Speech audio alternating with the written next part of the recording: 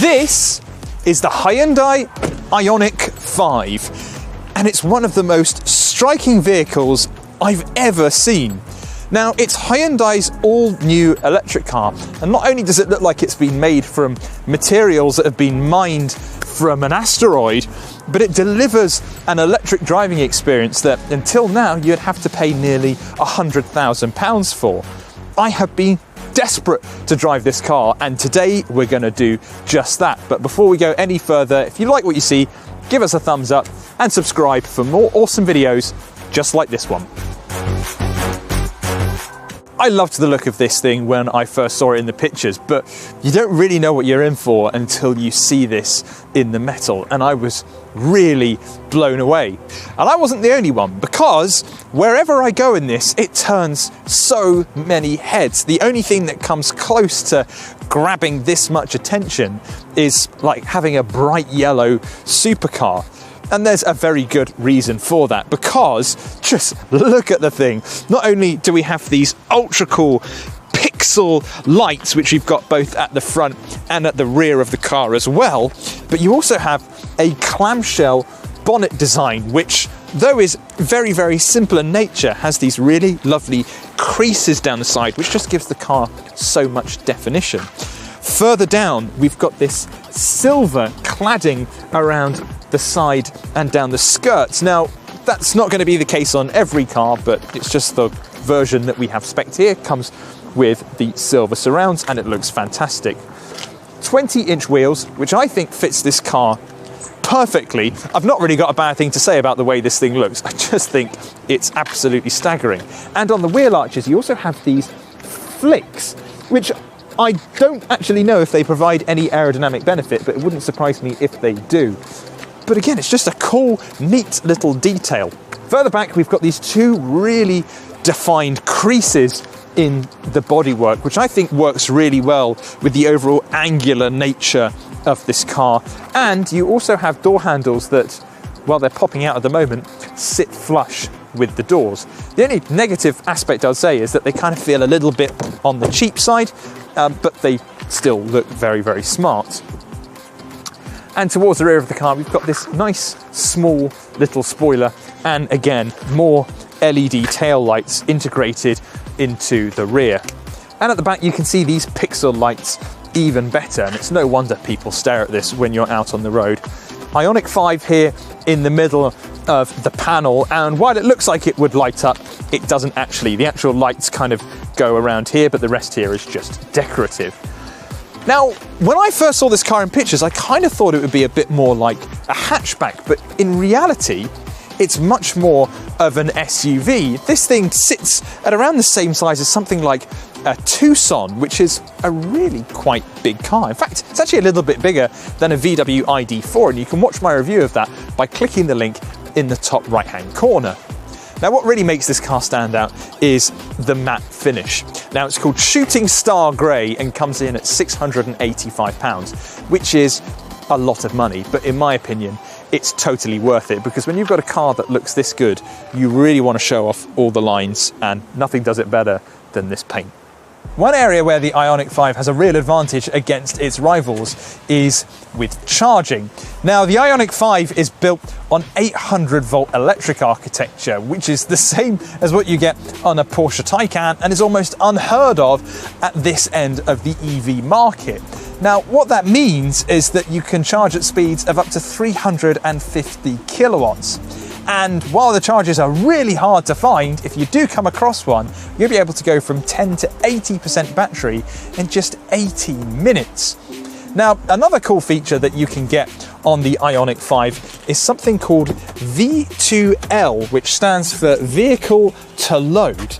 Now, what that means you can do is plug in this adapter here into the charging port, and on the other end is a 3-pin charger. So you could hook up anything from camping supplies to a flat screen TV and a gaming system, which is much more what I'd be into.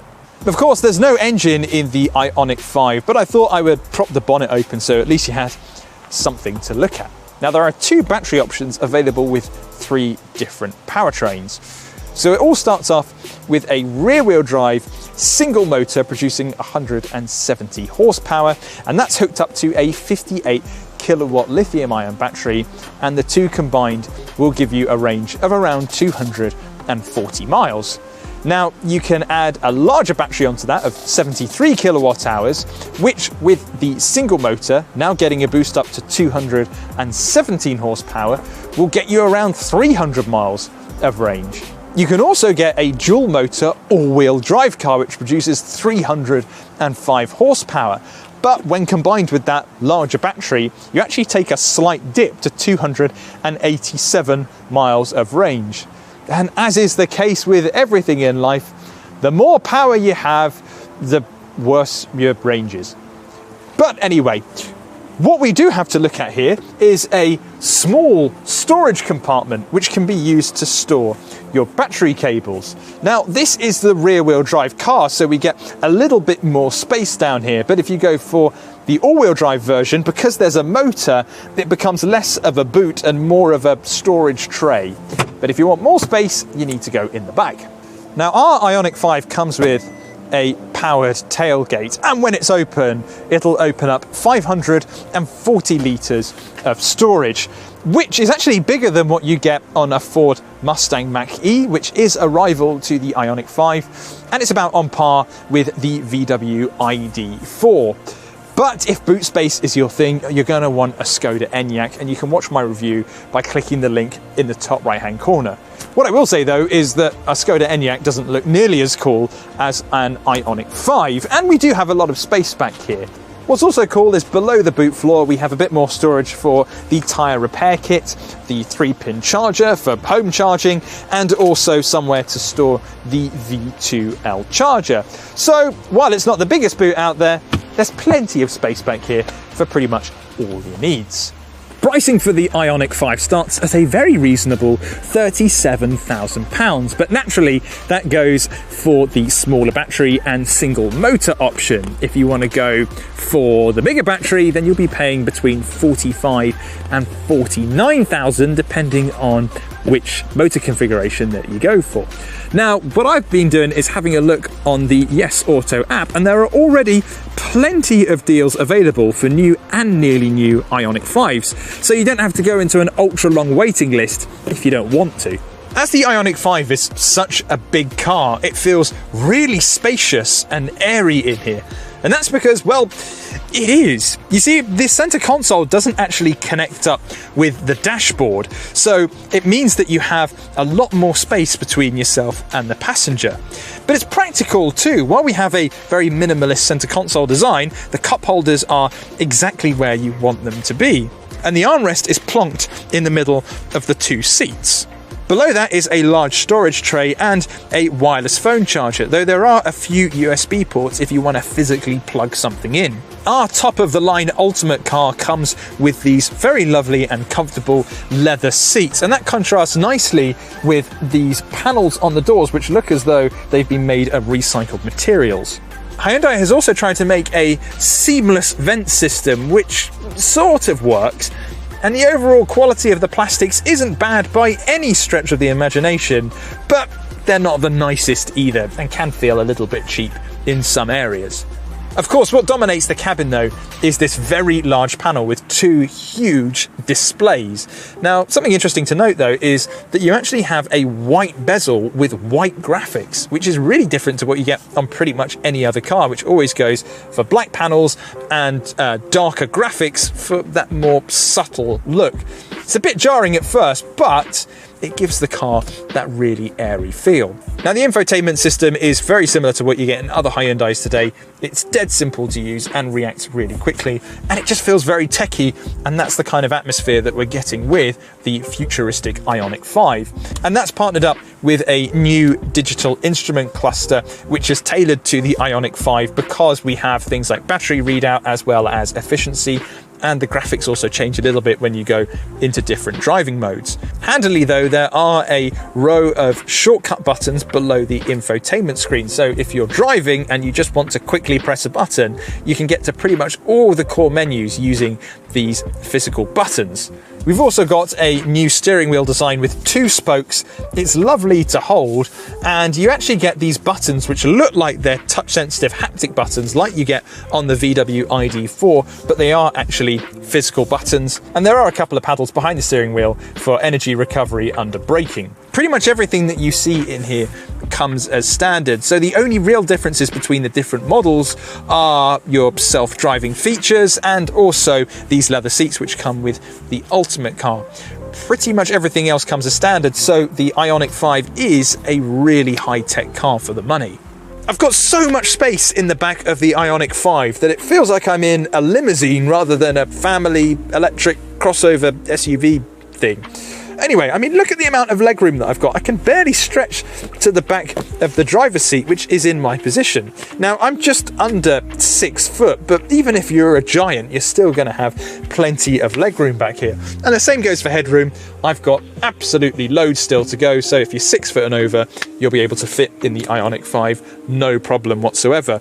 Now, because we got the Ultimate, we've got the leather seats back here, which feel very comfortable indeed. A very basic armrest with a couple of cup holders. And when it comes to charging, on the surface, it looks like we just have a couple of USB ports, but there's actually an AC charger down here as well. So you could be on the go and charge up, I don't know, a Nintendo Switch or a laptop or whatever. Now, climate settings, there aren't actually any ways to increase or decrease the heat from back here, but you do have some vents on the side. So if you get a little bit chilly or a bit too hot, you can either open or close that off.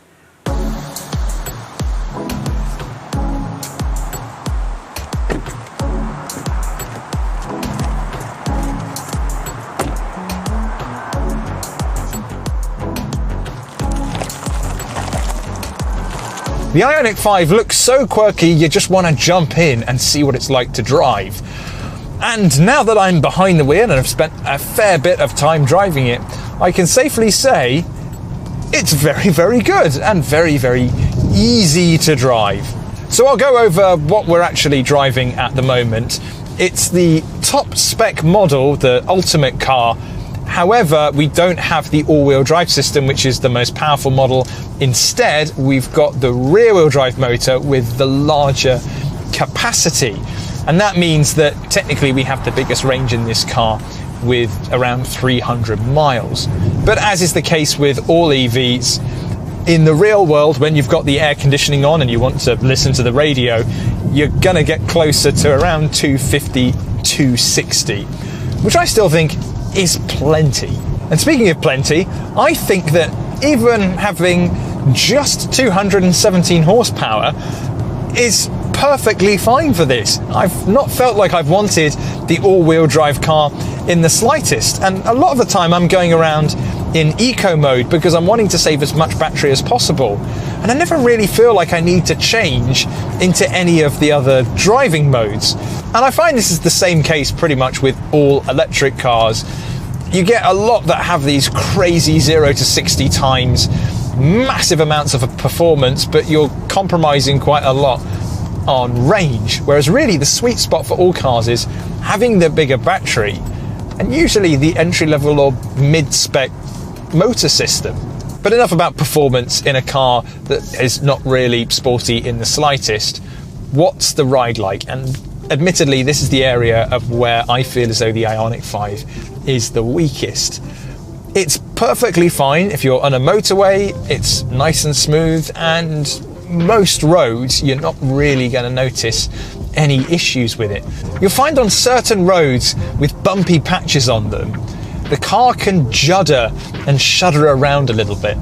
It just kind of makes it sound like there's a lot of weight, and it is a heavy car because it's an EV, and suspension doesn't really know how to properly handle it. So it almost sounds like the car is tripping over itself. And then there are other brakes which are nice and responsive, and you're not going to be flying through the window if you hit them a little bit too hard. What you can also do is change the regenerative braking using the paddles on the back of the steering wheel. So if you press on the left paddle, you'll get more regenerative braking, which is where the brakes are applied ever so slightly when you lift off the accelerator, and that puts energy back into the battery. It's not going to give you a full charge when you're driving along, but it just means that you can eke out a little bit more from your range. And then if I pull the right paddle, what that's going to do is reduce that effect. So if you're finding that you're feeling a little bit uncomfortable every time you lift off the accelerator and the brake supply, you can pull the right paddle and things will become a little bit more civilized.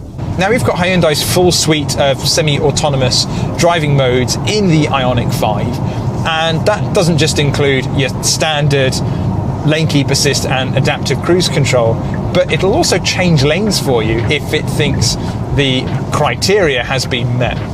What I will say though is that the system can get confused a little bit. So if you're driving along a road and you want to put in a bit more steering than the car offers, it'll get quite confused and you might find yourself having a little bit of a wobble. Just something to bear in mind if you're still a little skeptical about these semi-autonomous driver aids. What I find lets Hyundai's down a little bit today isn't the interior quality, which I think is really, really very good for what you're paying for, but it's actually the engines can feel a little bit under-refined compared to other rivals. But when you've got an electric car, you take that element away. So while the ride isn't quite up to par, could do a bit of work, the rest of this is absolutely staggering. I think it might be the best product Hyundai offers. And if it were my money and I had to choose between this and a Mustang Mach-E, and the Mach-E is a seriously good electric car, I think I'd go for the Hyundai. It really is that good. The Hyundai IONIQ 5 isn't just a great electric car, but I think it's one of the best new EVs of 2021. Sure, it's not perfect, but it's a serious statement of intent from Hyundai. And with looks like this, are we looking at a future classic, an electric future classic? Now, you can check out all things electric by heading over to yesauto.co.uk.